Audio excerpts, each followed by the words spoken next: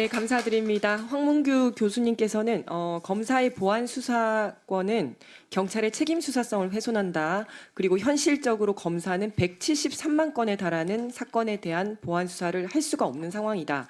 그리고 검사의 보안 수사가 필요하다고 하는 사례들은 모두 보안 수사 요구권 또는 경찰의 보안 수사, 경찰의 보안 수사로도 충분하다라는 말씀을 해주셨고요. 그밖에 검찰의 기소권 견제를 위한 다양한 제도들과 경찰 수사 제도 발전을 위한 여러 가지 제안들을 해주셨습니다. 대단히 감사드리고요. 다음은 유한종 경정의 토론문을 듣도록 하겠습니다. 유한종 경정은 강동경찰서 여성청소년과 과장으로 현재 대여성 범죄나 청소년 범죄에 대한 실무 수사를 하고 있습니다. 네, 유한종 경정의 토론을 들어보도록 하겠습니다. 예, 안녕하십니까. 유한종이라고 합니다. 오늘 교수님 발제 잘 들었고요.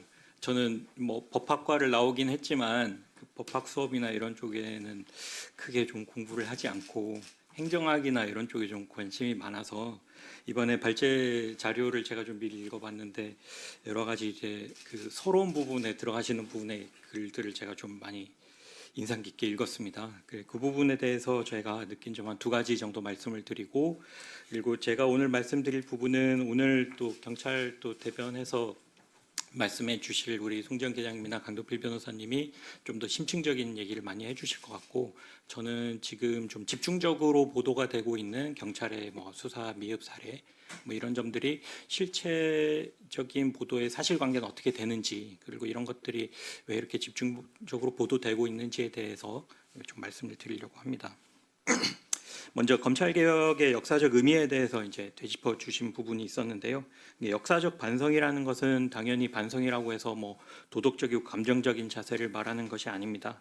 이게 국가 행정부 조직으로서 책임감과 공정성을 가지고 조직과 제도의 개편에 나서야 한다는 점을 이제 요구를 받는다는 것을 인지를 하는 건데요. 그래서 사법적인 고려뿐만 아니라 아주 냉철한 시선으로 자신의 행정, 조직적으로 요구되는 효율성과 공정성 그리고 현장성이 함께 검토가 돼야 됩니다.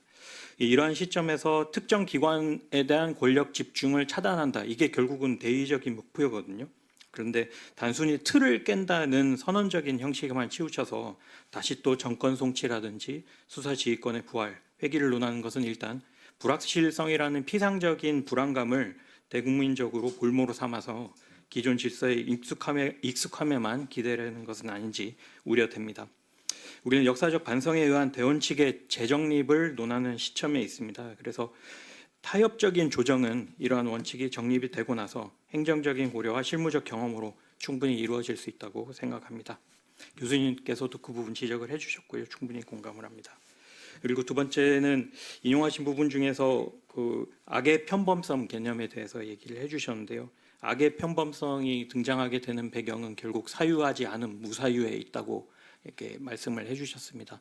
그래서 이거를 지금 현재의 검찰 조직의 대응, 그동안의 수사에 관련된 문제점들과 이렇게 포섭을 해서 생각을 해보면 과연 무사유를 알면서도 사유하지 않은 것인가, 알고 있지만 사유하기 싫었던 것인가, 이런 의문을 두 가지로 좀 나눠서 하게 되더라고요.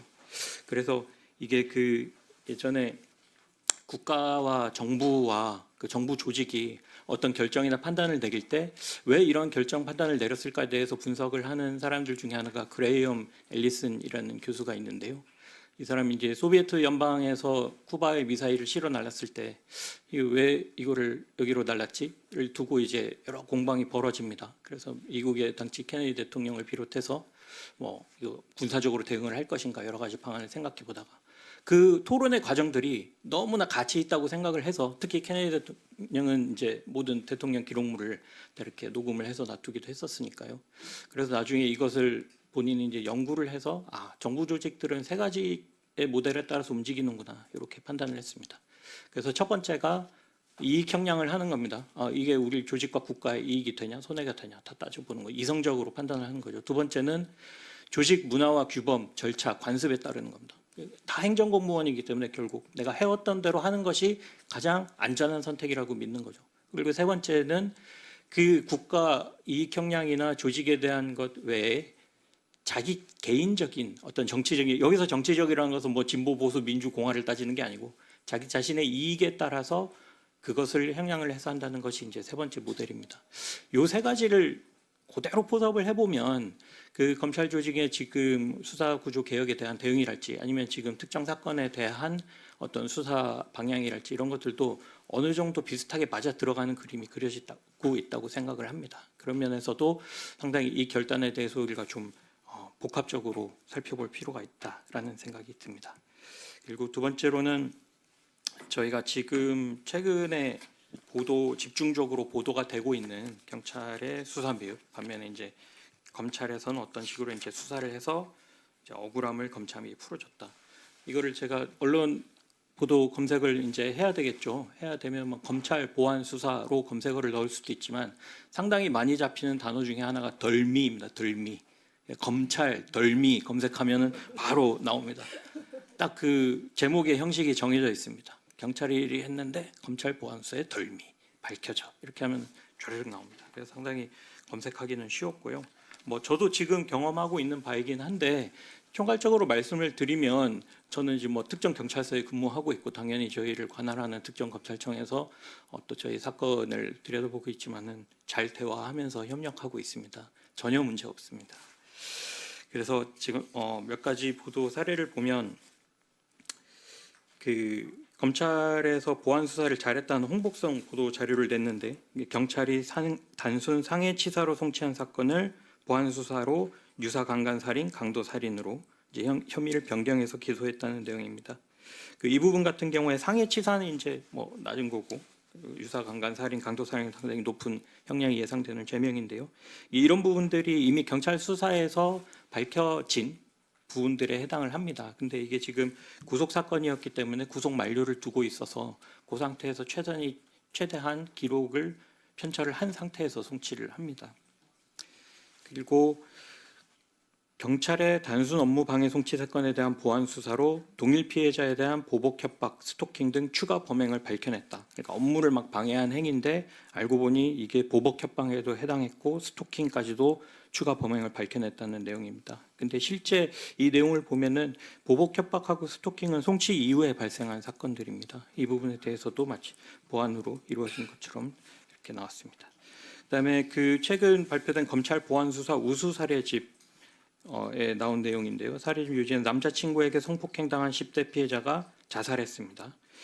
경찰이 진술 증거 확보가 어렵다는 이유로 불송치했다. 두 가지가 겹쳤죠. 자살이라는 것도 비극인데 그 피해 사실에 대해서도 불송치를 했다. 근데 검사가 직접 보안 수사를 하셔가지고 특수 강간 범죄 사실을 입증했다.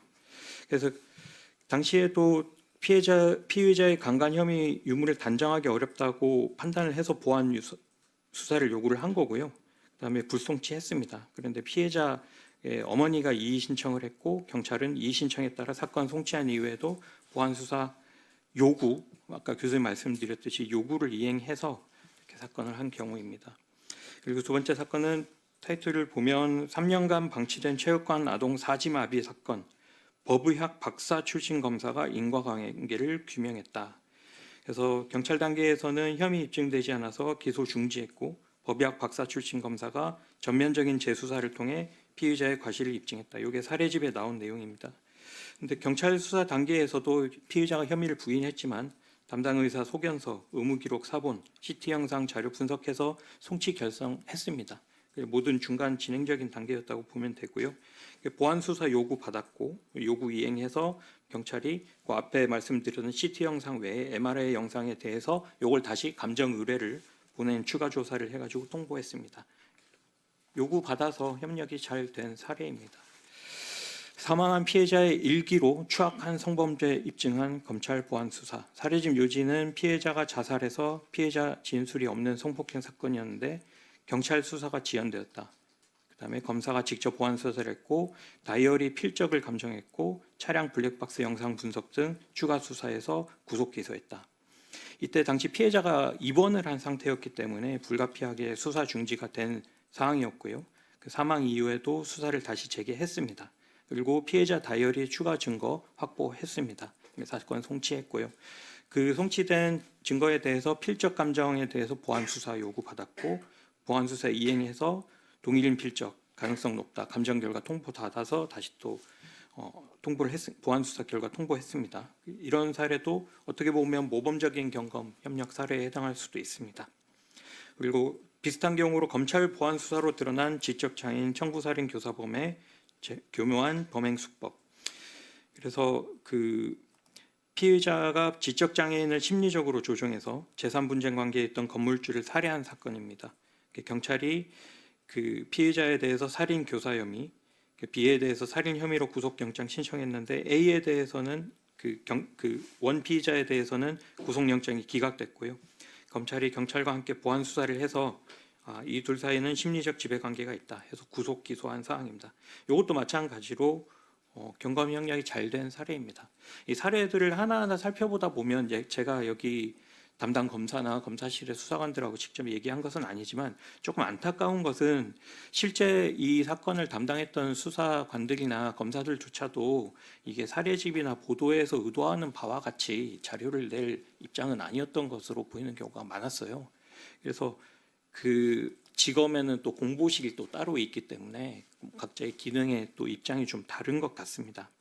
그래서 실제로도 이 두 가지 사례를 보면은 사실 수사 과정에서 무리한 보안 수사 요구를 했다든지 뭐 경찰이 보안 수사 이행을 제대로 안 해서 거기에 대해서 어떤 불만이 있었다든지 그런 거 전혀 없었다는 반응이 대부분이거든요. 그래서 요구 인행을 잘 되고 있다 이렇게 말씀을 드립니다. 그리고 이제 저도 근무를 할 때 어떤 사건 같은 경우 저는 요청 관련 사건을 하다 보니까 흔히 말하는 가해자와 피해자의 이제 내밀한 관계에 있는 사건에 대해서 물리적인 증거가 없어서 진술이나 정황 그리고 전후의 상황으로 이렇게 좀 판단을 해야 되는 사건들이 좀 많이 있습니다. 이런 경우에는 경찰하고 검찰의 판단이 좀 달라질 수 있는 부분이 있습니다. 그래서 저희가 불송치로 이제 송치한 사건에 대해서 기록 반환을 받았고, 그러니까 일단은 보완 없이 그래서 불송치 종결이 된 거죠. 근데 어떠한 경로인지 모르겠으나 이제 피해자가 이의 신청을 하고 다시 재수사를 해서 검찰로 저희가 이제 바로 기록을 다시 보냈고, 그래서 검찰에서 이제 그 자체 보안 수사죠 해서 이제 기소를 했다는 얘기를 듣고. 뭐 언론에서도 이런 시기에 있었던 사건이기 때문에 또 취재가 많이 들어왔더라고요. 그래서 일단은 수사 담당했던 분들하고 한번 좀 얘기를 해봐야겠다 싶어서 저희 수사팀에서 이제 접촉을 했습니다. 그랬더니 경찰에서 수사한 것 외에 추가로 증거 확보된 것은 없고, 다만 이제 저희가 이제 뭐 성범죄 같은 경우에는 대질 조사는 하지 않는 것이 일단은 기본 원칙입니다. 그런데 뭐 판단에 조금 어려움이 있다고 생각을 하셔서 충분히 할 수 있습니다. 검찰에서 대질 조사를 한 번 더 했고, 그래서 검찰은 판단을 달리해서 이제 송치를 했습니다. 그래서 검사실에서도 이게 왜 뭐 보도나 취재가 들어갔는지에 대해서 뚜렷한 입장이 없더라고요. 그래서 이제 또 어떤 사례 발굴이라든지 이런 거 뭐 공보를 하신다든지 이런 쪽에서 또 그런 의미로 해석을 하셔서 또 보도를 낸 것 같아서, 하여튼 저희 지금 실제 수사를 하는 수사관들, 실제 수사 뭐 보안 수사 요구를 하는 검사실과의 경찰과의 협력 관계에는 전혀 문제가 없는데, 그 뭐 공보를 하거나 또 특히 앞선 사례에서도 보면은 실제 사례집의 요지를 읽어봐도 이거를 사례로 왜 냈지라고 조금 억울한 마음이 들 수도 있지만, 충분히 내부적으로 이런 사례를 수집을 하면 이런 것도 우수 사례로 낼 수 있겠다. 어차피 위에서 막 뿌려지면 또 뭐 지청별로 몇 건씩 내라 이랬을 거 아닙니까? 그런 내용 충분히 다 이해가 됩니다. 근데 문제는 언론 보도의 타이틀링에 좀 문제가 있는 것 같아요. 그래서 전혀 지금 사례를 보더라도 그 타이틀과는 좀 의도와는 많이 다르다. 그래서 실제로 또 수사관들 접촉을 해봐도 사례집에 나온 것은 맞고 경찰도 잘했고 우리도 잘한 거 맞지 않느냐라고 충분히 얘기할 수 있는 부분들이 있습니다. 근데 문제는 그것을 경관 간의 어떤 갈등, 그리고 어느 한쪽 수사기관의 수사가 좀 많이 미진하고 나머지 부분을 경찰이 어쩔 수 없이 직접 보완할 수밖에 없었다. 그리고 이런 것들은 국민들이 상당히 자신의 피해 또는 가해 수사가 제대로 이루어지지 않을 것에 대한 불안감을 가지고 있어야 된다라는 것을 주장하는 것은 좀 문제가 있다고 생각을 합니다. 그래서 사례는 그 정도로 이제 정리를 하고요. 그래서 그 경찰도 지금 보안 수사를 많이 좀 기다리고 있습니다. 그래서 검찰이 직접 보안 수사에 대해서 의지가 있다면 지금 보안 수사 요구로도 충분하고요. 그다음에 현장에서 흔히 접할 수 있는 보안 수사 요구는 근데 상당히 좀 다릅니다. 어떤 경우는 이것이 물론 검사가 보안 수사를 내린다는 표현 자체가 요새 좀 지양하는 표현이긴 한데 보안 수사 요구를 보내기도 하지만 수사관들이나 어떤 좀 행정적인 내용에 대해서 이제 보안이 오는 경우도 있고 예를 들어서 뭐 오타를 다시 수정해서 보내라는 거랄지 그다음에 검찰이 이미 보관 중인 사건 기록을 다시 첨부해서 보내라는 내용일지 뭐 양면 문서가 된 것을 다시 단면으로 복사해서 보내라는 이거 충분히 할 수 있습니다. 제가 뭐 저는 경찰서 다니니까는 주요 협력 파트너는 구청 정도겠죠. 구청에 문서 잘못 보내면 다시 이거 해달라고 할 수 있습니다. 귀찮은 일이 아니에요. 이거 행정 공무원으로서 행정 응원을 해줘야 됩니다. 그쪽에서 편하게 봐줄 수 있도록 PDF면 PDF, 뭐 다른 JPG면 JPG 바꿔서 보내줄 의무가 일단 저는 있다고 생각을 하고요. 근데 이런 것들이